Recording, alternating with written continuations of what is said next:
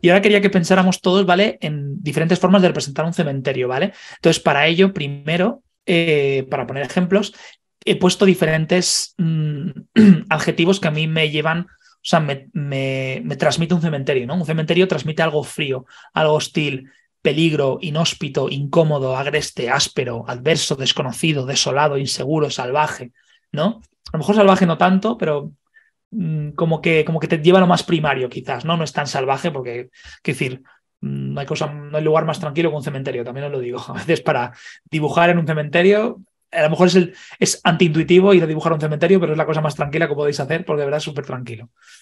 Entonces, imaginaos que hay un montón de formas de sentimientos que nos evoca un cementerio, ¿vale? Y ahora os voy a poner tres ejemplos de formas que se pueden representar cementerios con elementos diferentes, que nada tienen que ver los unos con los otros, pero que aún así transmiten todas estas cosas, ¿vale?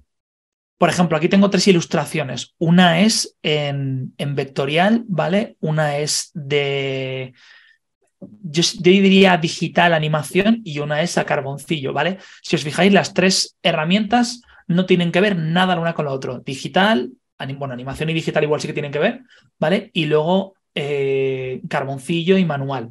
Si os fijáis, los colores también son diferentes. Este de la derecha del todo es en blanco y negro, ¿vale? Transmite una serie de cosas. Este es en verde, transmite una serie de cosas.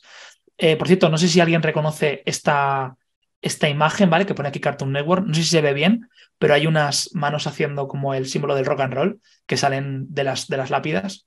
Es una imagen de la canción de la música de la intro de cabecera de las macabras aventuras de Billy y Mandy.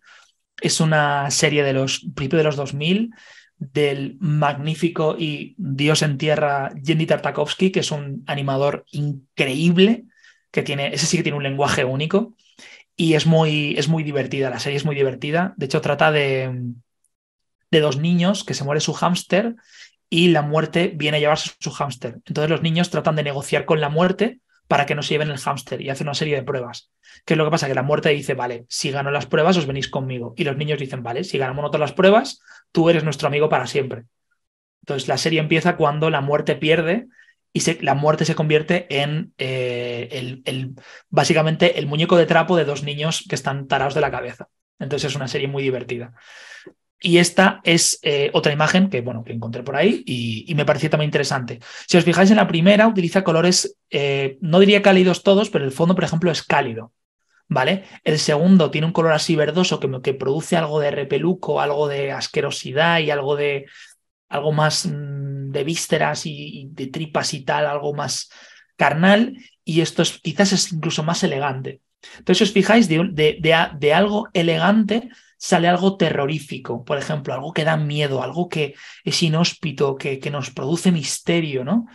Esto verde, por ejemplo, nos produce algo más es algo más gamberro, algo más de, sí, es la muerte, pero nos lo tomamos un poco a broma, ¿sabes? Por el símbolo de las manos, por el color, algo asqueroso, algo más de zombies, ¿no? Algo tal. Y en lo primero, por ejemplo, son colores cálidos, pero está atardeciendo y te está produciendo eso, ¿no? Te está produciendo como, y ahora a ver qué viene, porque está anocheciendo y con la noche que viene, no sé lo que va a venir. Te produce también misterio. Pero si os fijáis, están transmitiendo cosas similares con diferentes elementos que no tienen nada que ver. Entonces, no puedes coger un elemento solo, sino que tienes que coger la combinación de todos para ver el universo. Si te fijas, esta lápida no tiene disonancia con este árbol o este murciélago o estas nubes, por ejemplo. Las nubes no tienen mucho detalle, el murciélago tampoco, el árbol un poco sí que tiene algún detalle. ¿Qué nos indica eso? Que el autor quiere que veamos el árbol. Cuando ves el árbol te das cuenta que tiene una cara. Y dices, ah, vale, que lo importante es la cara aquí. Entonces, ese tipo de cosas también son interesantes de analizar, ¿no? Entonces, pero si te fijas, todos los elementos forman parte de un mismo universo y no hay ninguno que sea disonante con otro, ¿vale? Y lo mismo, ¿no? Tú ves aquí todo muy tétrico, muy verdoso, con las manos. También la mano tiene como una estética también un poquito curiosa. Las líneas, si os fijáis, las líneas de las manos son las que están más detalladas. ¿Por qué? Pues imagino que el fondo sería fijo y las manos es lo único que animan, también para ahorrar costes. Pero bueno, pero que si te fijas, todo tiene como una estética muy cartoon, muy de un poco tomarse la broma, muy incluso estilizado, ¿no? De las lápidas. Entonces, ese tipo de cosas también generan una sensación homogénea en todo el dibujo.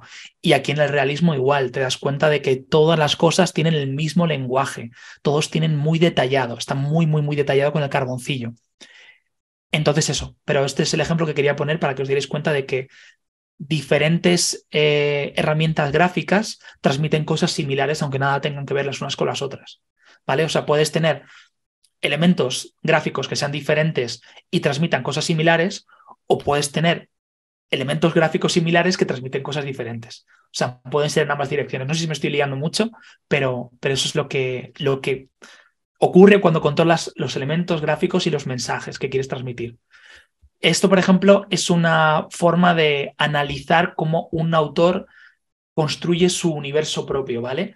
No sé si sabéis quién es el autor, Mike Mignola, es el autor de Hellboy, muy conocido, probablemente conozcáis la peli o el cómic, pero si os habéis dado cuenta, tiene un universo propio muy característico, utiliza muchas manchas de sombra, lo cual genera, pues, algo tétrico, algo misterioso, algo con mucha luz y mucha sombra, ¿no? Como que no hay puntos intermedios. De hecho, si os fijáis, las tramas de Hellboy son muy tétricas, pero Hellboy es súper gamberro y dice que te calles, que no me cuentes tu vida, yo quiero matar al tío. Y ya está, ¿no? Entonces eso lo marca el propio dibujo también. Entonces, por ejemplo, aquí el proceso que él tiene es que primero hace la estructura de lo que quiere dibujar, luego hace sombras básicas y luego haciendo detalles. Pero claro, esos detalles no los hace arbitrariamente, sino que, por ejemplo, aquí hace una mancha negra, pero luego hace algunas manchas y una manchita aquí. Aquí te da la sensación de que está erosionado, como con golpes o con surquitos. Aquí, por ejemplo, esta grieta está súper bien marcada y estas rayas también. Y lo mismo pasa con el ángel, ¿no? Con el ángel primero está así, luego lo deteriora un poco y luego que haga que le crezcan plantas. Si os fijáis, no hace extremo detalle, no está haciendo muchísimo detalle, pero los las 3 o 4 pinceladas que da ayuda para que tú tengas una comprensión completa de todo lo que está haciendo. Y eso lo hace con todo. Y lo difícil no es hacerlo con un objeto, lo difícil es hacerlo con todo el universo entero. Hacerlo con Hellboy, hacerlo con edificios, hacerlo con coches, armas, hacerlo con todo. Y Mike Mignola, que es un maldito genio, lo hace con todo. Entonces, eso es lo complicado. Y eso es un poco también en lo que estoy ahora y lo que me está costando un montón.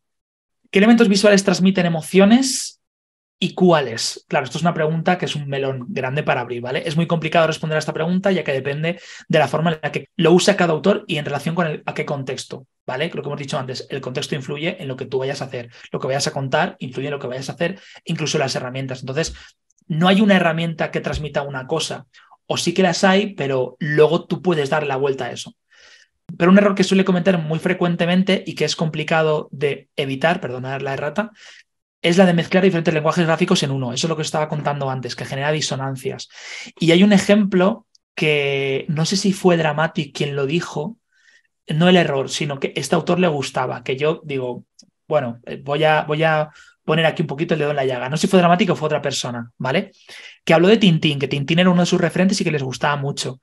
Y yo digo, es verdad, mi Tintín también me gustaba, lo leía mucho, pero cuando fui aprendiendo cada vez un poquito más cosas de cómic, me di cuenta de que Hergé cometía un error.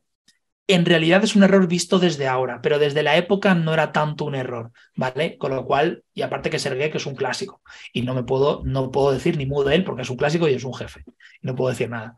Pero bueno, el caso está en que si os fijáis, por ejemplo, Hergé, era una persona que se documentaba un montón. Cogía todos sus entornos, cogía todo y se documentaba una barbaridad, tanto de entornos, de culturas, y hacía un montón de bocetos, un montón de cosas. Entonces, ¿qué es lo que pasa? Que él, por ejemplo, hace los fondos muy detallados siempre. Siempre hace los fondos muy detallados. Pero, sin embargo, los personajes no. Entonces, si os fijáis, parece que los personajes estos de las cuevas tienen un lenguaje diferente a los personajes. Los personajes tienen como 3 o 4 líneas para diferenciarlos, los ojos, la boca, tal, pero esto te ves que de repente tiene una textura, tiene una profundidad y una serie de cosas que los personajes no tienen. Entonces, esto es lo que yo llamo que genera una disonancia. Obviamente, esto es afinar mucho el tiro. Es decir, voy a afinarlo mucho para que todo sea tal, no sé qué. Obviamente, esto no molesta, o sea, no molesta tanto, ¿vale? Tú lo ves y dices, vale, está muy guay. ¿Por qué? Porque lo compensa con una composición perfecta. Pues si os fijáis aquí, todas las líneas de profundidad están dirigidas a los personajes, ¿vale? O por ejemplo aquí también, ¿no? Que están llevando a los personajes en una esquina y luego el cohete a otra y todas las sombras van en esa dirección. Entonces, y luego además el cohete te lleva hacia arriba donde está el planeta Tierra. Entonces, como que la composición es muy buena, pero que sí que es cierto que hay una disonancia entre el entorno y los fondos. Que también a mí se me ocurre, y esto es teoría mía personal loca, que puede ser porque esté tratando de tapar una carencia en Hergé, que era que no sabía dibujar fondos. Entonces, como no sabía dibujar fondos, a lo mejor lo que hacía era coger fotografías y fusilarlas y dibujarlas tal cual. ¿Vale? Que puede ser, digo, esto no es cosa mía, o sea, esto, perdona, al contrario, esto es teoría mía, no digo que Hergé lo hiciera por esta razón. Pero también es algo muy curioso cuando un autor trata de ocultar sus propias carencias. Porque, por ejemplo, también hay autores que dicen, yo no sé dibujar ruedas de coches. Entonces dibuja todos los coches como muy pegados al suelo y digamos que están tan pegados al suelo que hacen sombra y como proyectan sombra no se ven las ruedas. Entonces están cogiendo una carencia y convirtiéndola en un estilo para que es algo que solo hace él. Entonces, quizás, por ejemplo, Hergé también hacía ese tipo de cosas. Digo quizás porque esto me lo acabo de inventar, ¿vale? Pero que, si os fijáis bien, es eso, que esto tiene una serie de texturas y una serie de lenguajes que los personajes principales no tienen. Entonces, eso, entre comillas, es un error, pero no siempre genera una disonancia tan fuerte, ¿vale? Y como no la genera, porque también lo compensa, pues con unos colores muy compensados, una composición perfecta, entonces, quiero decir, no es algo que te grite mucho cuando lo ves, ¿no?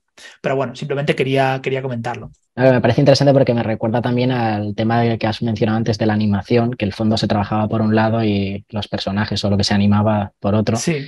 Y creo que es interesante en el sentido de que aquí, o sea, imagínate que sea ese detalle que está metido en los fondos, ese sombreado negro, Uh-huh. se metiese en los personajes.